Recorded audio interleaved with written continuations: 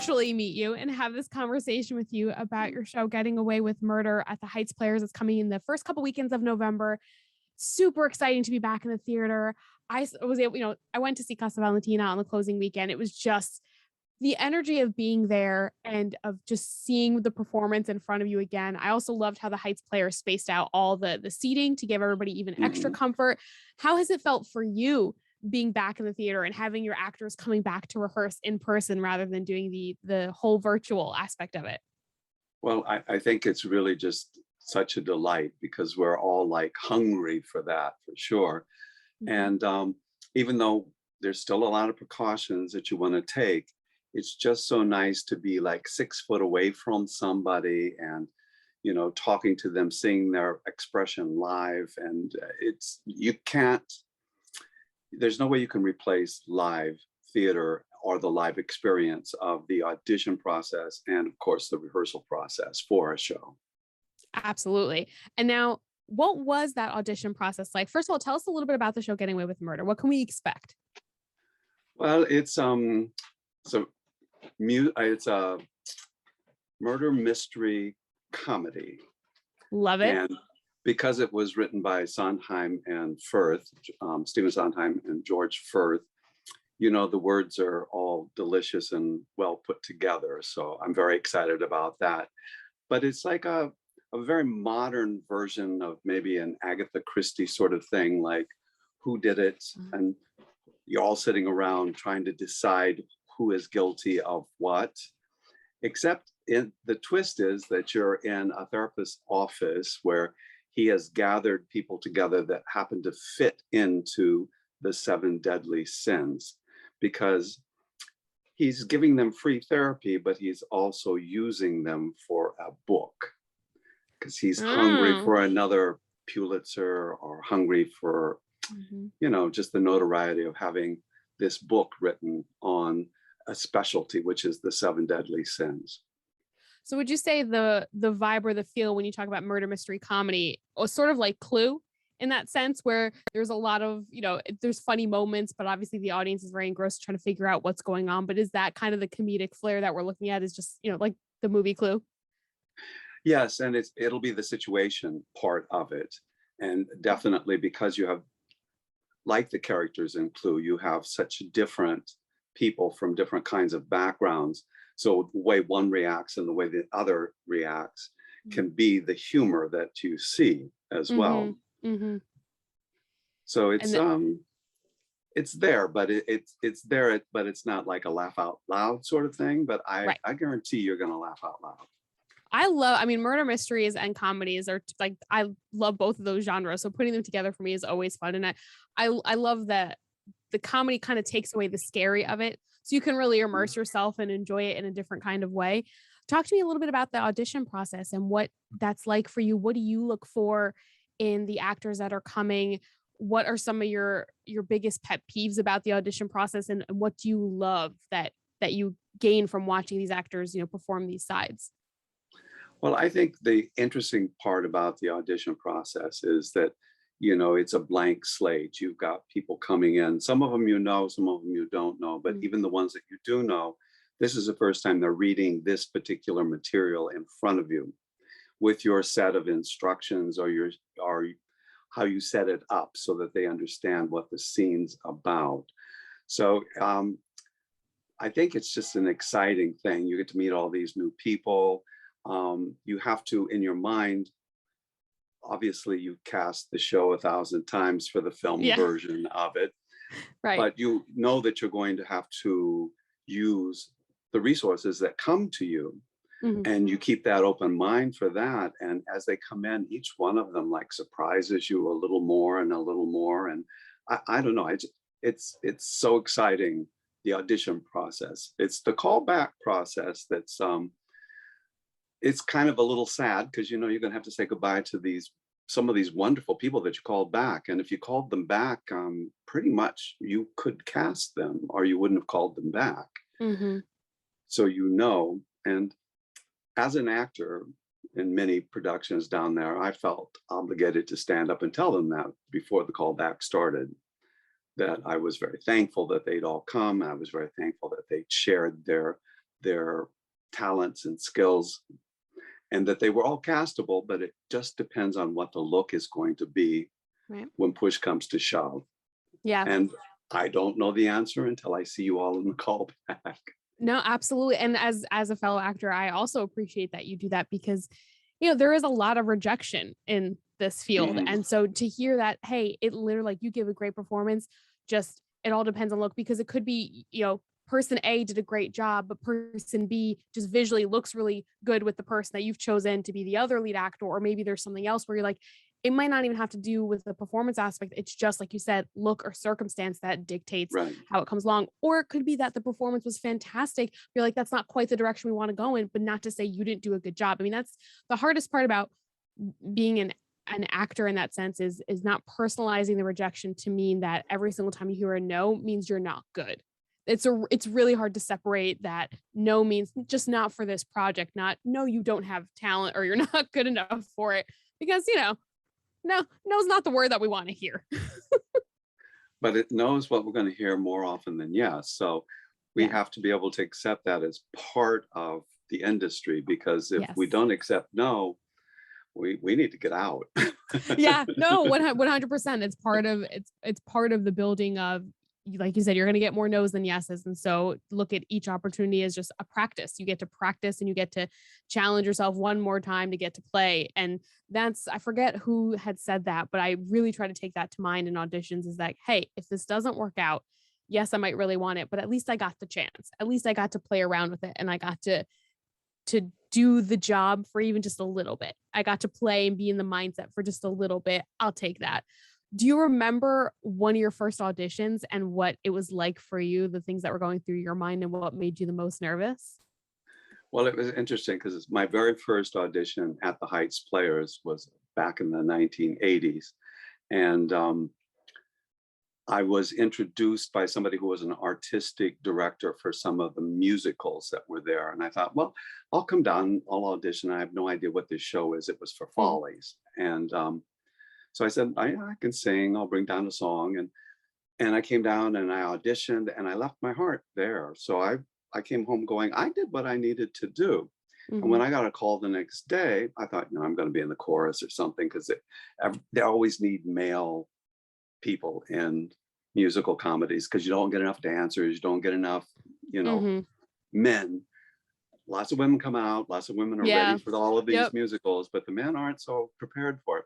So I got a call and I said, you got cast as young Ben. And I went, oh, I know I got cast because the old Ben is who I look like. And Wow. not because they knew me, but because I had that look. Right. And then I blew them away, of course. So, and Obviously you did. Yeah. But then, like you said, that just goes back to what we were saying before, where it's like you gave an amazing performance, but what cinched it was you could go on stage, people would believe, yes, this is a younger version of this character. So it was like icing on the cake for them to say, oh, great, not only can this guy actually deliver it with a great performance, but actually looks like him, sign him up, lock him down. Yes, I was glad they cast him. Yes. Now, when you've been obviously acting for a while and you're a singer as well, at what point did you decide to expand it and get to more of the behind the scenes aspect of it as well and become a director? Well, it's interesting because I had the kind of job where it was easy for me to do shows. And then I started working for a company where I didn't know what my schedule was going to be. So when that started to change a little bit, so I had a little more steady schedule, I would work on projects that you only had to rehearse for a couple of weeks and you did like 2 weekends or something like that. So I could commit to something. But back at the Heights, they brought me back in kind of slowly. I did costumes for a couple of shows because they knew that I was fashion oriented. And then I did stage managing for a couple of shows. And then I got to act a couple of times again as well. And the directing, interesting enough, came from an author composer who I had done some musicals with.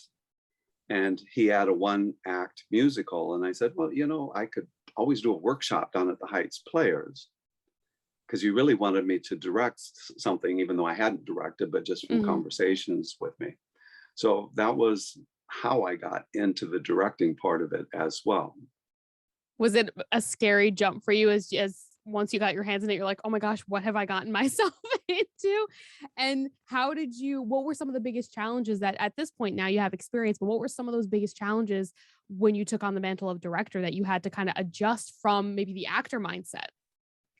Well, the interesting thing is that you know what you want, you know what you want it to look like. And again, it's the talent, Mhm. you plan talent, you call them up, especially for a workshop production, you call them up, you invite them to do it. And then I had two people that left during the process, and I had to go out and find other people. Wow. And I also I wanted diversity in it. It was a 3-person play, and it was written for 3 white people basically, but I Mm. wanted diversity. So I asked the author if I could cast a Black character, and I definitely wanted a Latina for the lead. So I was able to Awesome. get a diverse cast as well, which Phenomenal. was great. That's phenomenal. And something you just said about, when you're directing, it's knowing what you want from that project. Maybe you pick that project because you can see it, you can visualize it. So talk to me about that process for Getting Away with Murder and picking the show and being like, oh, I know what I want for this. Did you know right off the bat? Was it just something that you were like, oh, I really want to sink my teeth into this and let's see what happens? Or did you know right away, oh, I want to do that show. I know exactly what I want to do for it. Well, it was really more a romance into the play itself, Mm. and I knew I knew from being a Sondheim fan for years that I was going to enjoy the words, that I was going to Hmm. enjoy the feel for it, and then I love the fact that I have each character with totally different characteristics, and I went, oh, this is going to be so much fun. I'm going to be able to work with each one of these, and it's going to be character study, and they're Mm. going to have to be busy working on the acting because I'm just going to work on the character and then let them go into the Right. part Right. so that they can feel comfortable who they are just saying the words, because the words are going to take care of themselves. So that's kind of it's kind of I don't know what the word for that is, but it kind of like develops itself as it Mm. goes along. It And sort of I finds its path as you're going. Like it's kind of just figures out its own journey. Like you didn't have A through, point A to point B all planned out, but you knew where you were starting from. And you're like, I know that we'll find our way as we go and the pieces will come into place. I think it becomes more creative that way too, because Mm. not only did you create at the beginning, each moment that you work with somebody is another creation, and then they're creating too, so you get to see Right. their successes. So this play especially, it had diversity, and then of course it had the characters were just totally different. So I couldn't wait to get my teeth into it, and I knew that I needed the support with it. So I ended up with 2 stage managers, assistant managers. They're splitting those Oh, roles wow. Nice. Okay. because I definitely want the artistic director available, but I wanted a strong stage manager. So Right. I have Jacob with me, and I have Corrine with me, What a pair. and Oh, they're sharing my glory with this, definitely. oh, and that's another important part too that I've talked with other people about is the importance of the people around you when you're creating something because it is such a collaborative environment and you all have to rely on each other. And there's something, especially in community theater, when most times we're all wearing separate hats, like we're all wearing multiple hats. Mhm. It's not just we have our main one, but we're kind of also helping out with this, maybe doing that. And so it's really important that you get along and you have a good vibe with the people that you work with. I mean, what are some things so far where it's been, oh, yeah, that's right. Especially now that we're getting used to even just being in the same room with each other again, Mhm. getting everybody together and making sure that you're all on the same page for what you want. How has that been like? Is kind of coming together again, being like, okay, cool, I'm going to need you to do this. And, you take care of that. Are you very much once that's your role, you do you check in with me, but like I'm stepping out so I can concentrate on this? Well, I'd like to be able to do that, but everybody has lives that come together. So it's, you have to stay very close to the heartbeat of what's going on. Right. And then yes, you want to give the responsibilities because you want to see the creativity that comes from all of those directions too. Because you can learn from everybody and everything. Nobody knows Yes. everything to start out with. And, Yes. throwing the set at Gary Vanderputten, of course, was a great choice because he likes puzzles and he likes Mm-hmm. the intrigue of that. And there's so many things going on in this, and finding the right sound person, because there's so much sound in the show. When and if you see the show, the sound cues, the light cues, and the set are working just as hard as the actors are. They're all important parts of bringing the show together. I mean, Mhm. that's the thing. I say it the same way, whether you're on a film set, a TV set, a stage for theater, everybody's role is super important because it all creates that final piece of art. A movie is not the same without the music or without lighting to set the Right. mood and the coloring or without the set to create a kind of feeling and atmosphere. I mean, all these things come into play to create the show. And so everybody that comes together, it's important that everybody gets to create. It's important that we all have the same vision. We all understand what we're trying to do with the show.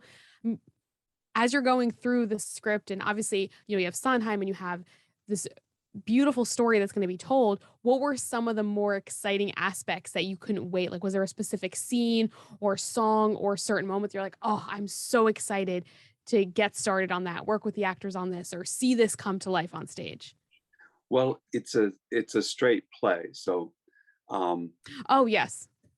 it's the only straight play he ever wrote, but it is a straight play. Um, I keep wanting there to be music in there because I keep wanting there to be like a breakout of song because mhm. it's not right. Right, right. And I'm looking for the musicality, and I'm looking for the dance movement within some of the scenes that are coming together in it as well. Mm-hmm. I, it's interesting that you would say that, because there are some delicious scenes, and I can't really speak on them because it would start giving away what's going on. Of course. And the intrigue of making it happen and making it appear and taking the audience on this journey with you is such a delight. But when you get one little encapsulated scene that has a beginning, a middle, and an end, seeing the actors just bite it off, chew it up, and bring it out and give it to you is just selflessly, it's just amazing. Yeah. I think I live for the creative part of that. I really do. It is beautiful seeing something come to life and the words on the paper are one thing, but when you see it come to Mhm. life and be its own sort of living organism on stage and elicit the emotions and stir things, like it's incredible that that can happen, that Mhm. we can elicit that in other people, that that happens within us where we know what we're watching is not it's not real. We know it's the play. We know it's the Right. story, but like we still get emotionally affected by it. And I think that's just that in general about art, whether it's theater, whether it's photography, music, um, art, film, like all the arts in general. That's the beautiful thing that they do is that they elicit emotions and feelings within us that also can differ from person to person based on their Mhm. experiences and how they're viewing how their day went. I mean, somebody watches a show, they could have had the worst day ever and the show completely turns it around, or maybe they just see things in the show that they would never have before if their day didn't go the way that it did. I mean, that's the coolest part about it too, is you can see a show for a week straight and every single performance is going to be different and things are going to hit you differently every single day. It's incredible. Totally, totally. And I love when you've been in a show and the audience members come up to you afterwards and they go, "Wow, I was just ready for a Friday, and you took me on a journey. I just changed the whole thing." I'm like, as when I first started acting, it's like I want to sing and dance, make people laugh, and make them Mm, forget all that other crap that's going on in their lives. yeah.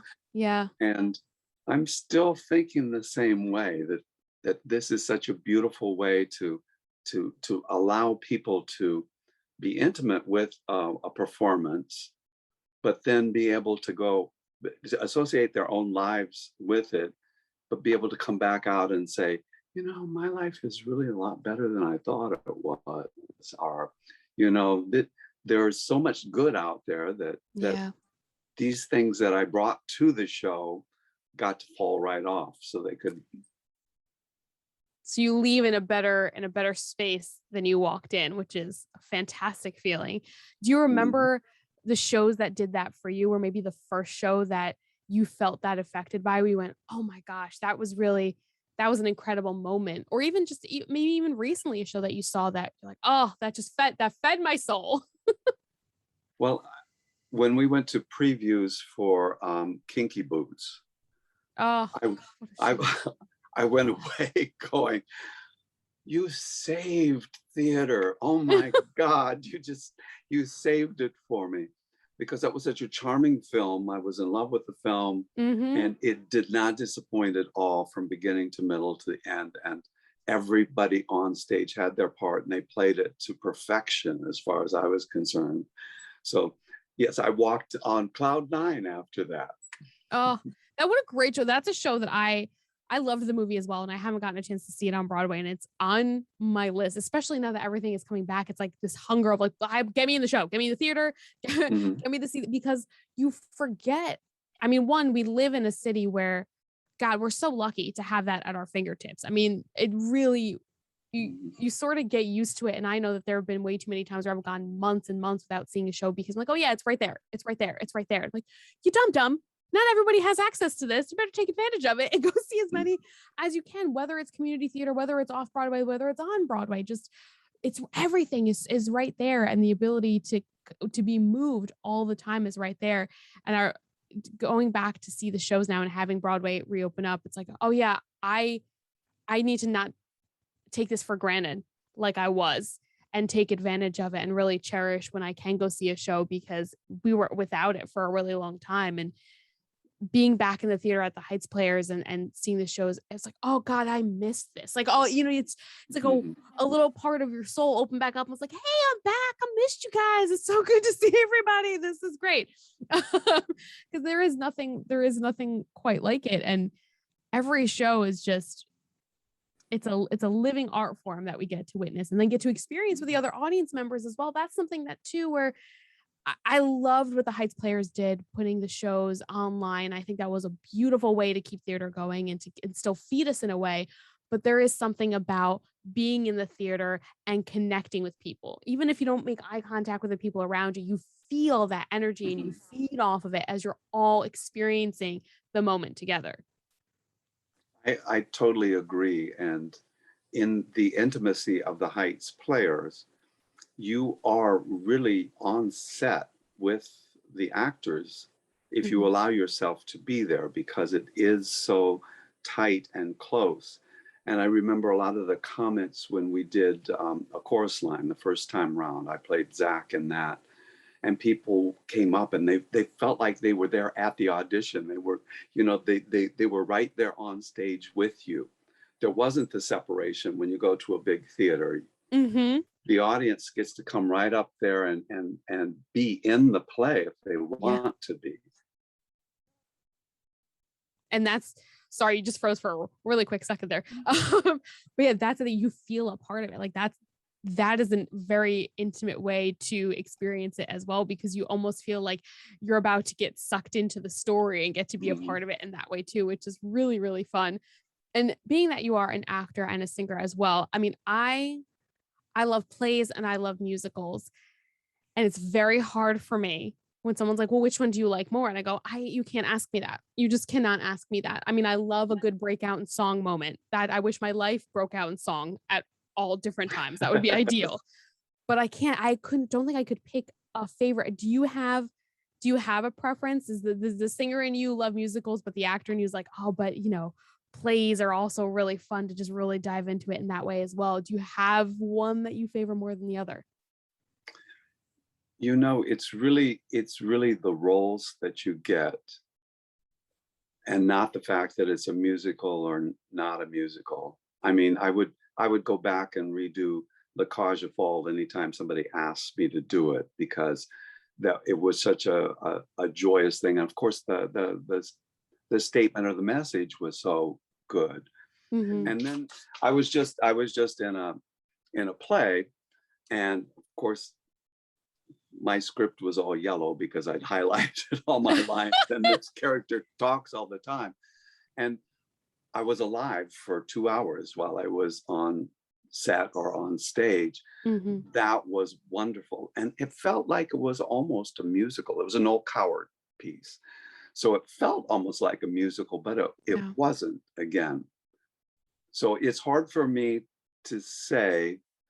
It might be the genre of the musical.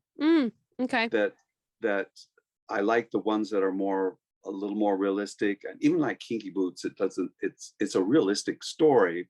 Yeah. With a very phenomenal plot line, Yes. that weaves everything in. But it still reads like a play or a drama, with humor and everything else. So I guess I like musicals that are like that, and I can't pick one over the other because I think they both have such value, and they have value for me. Agreed. And that's a good point that you made too, is the roles in it as well make such a difference. Like also sometimes the soundtracks. I've had a few musicals where I'm like, oh, the musical itself was good, but the soundtrack was amazing. Like I loved the songs in it, but I didn't love the story or the way that the plot line or the way that the dialogue laid out quite as much as I loved the songs. And that could also just be that maybe like if I went to go see it now years later, it would be a different story. Again, things change and the way that you are affected by shows change. How do you hope to affect the audience with Getting Away with Murder? What do you hope the audience takes away after seeing this show? I just hope that they have a real life experience following these characters and in enjoying their successes and their failures and their thought processes.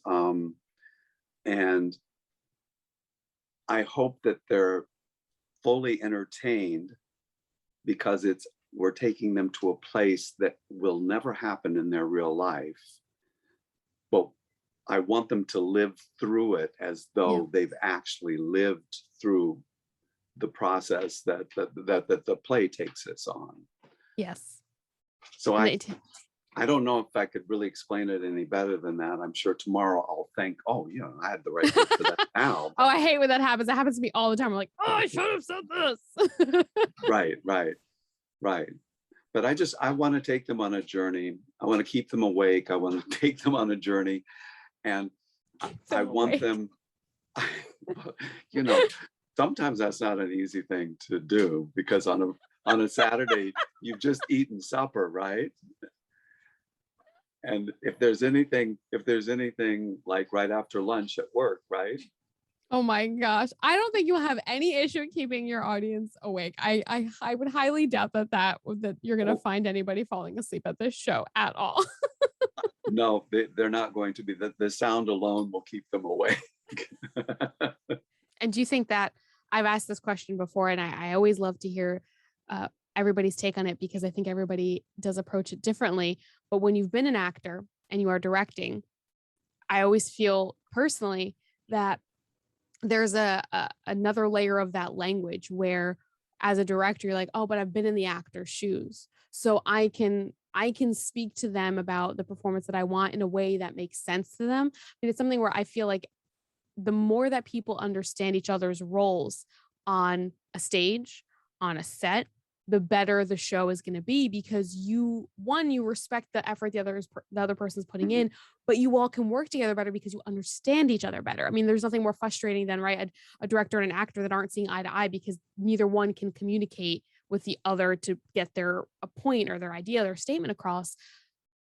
How do you approach working with your actors? Do you kind of speak to them on it? Hey, I know where you're coming from. I got it. Let's talk actor to actor.